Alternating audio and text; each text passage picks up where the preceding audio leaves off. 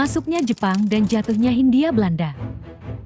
Perang Dunia II adalah peristiwa sejarah yang melibatkan hampir seluruh negara di dunia. Salah satu wilayah yang menjadi sasaran dari konflik global ini adalah Asia Tenggara termasuk Hindia Belanda atau sekarang Indonesia.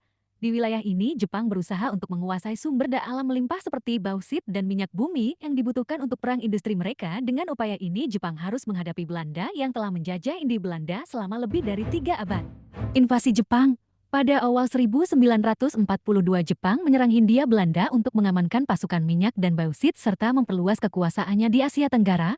Serangan dimulai dengan pengeboman Balikpapan pada Januari tahun 1942 dan dilanjutkan ke kota-kota lain. Pada 27 Februari tahun 1942 Jepang memenangkan pertempuran Laut Jawa, menenggelamkan 11 kapal perang Belanda dan Sekutu yang membuka jalan bagi invasi lebih lanjut.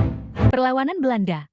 Belanda berusaha mempertahankan Hindia Belanda dari peperangan Jepang dengan membangun pertahanan dan koordinasi dengan Sekutu, namun usaha ini gagal. Belanda kekurangan persenjataan personal dan dukungan dari Sekutu yang juga sibuk menghadapi Jepang di tempat lain. Selain itu, mereka kurang persiapan dan strategi serta kesulitan berkomunikasi dengan rakyat Hindia Belanda. Penyerahan Hindia Belanda. Pada 8 Maret tahun 1942, Belanda menyerah kepada Jepang di Kalijati, Jawa Barat. Setelah mengalami kekalahan, penyerahan dilakukan oleh Letnan Jenderal Heinter Porten kepada Nem Jenderal Hitoshi Imamura. Isi perjanjian meliputi pengakuan kekalahan Belanda, penyerahan wilayah dan fasilitas militer kepada Jepang, penyerahan tawanan perang serta jaminan kerjasama dari rakyat Hindia Belanda. Penyerahan ini mengakhiri pemerintah kolonial Belanda dan memulai pemerintah militer Jepang di wilayah tersebut selama 3,5 tahun.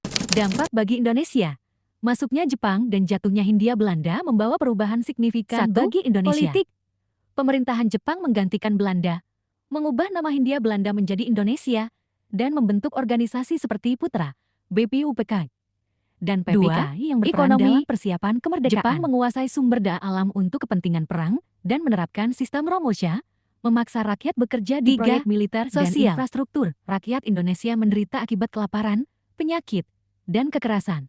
Sekitar 4 juta orang meninggal dan banyak korban kekejaman, termasuk pembantaian orang Tionghoa. Jepang mempromosikan budaya Jepang, mengganti bahasa resmi dengan bahasa Jepang, dan menghapus pengaruh budaya Barat.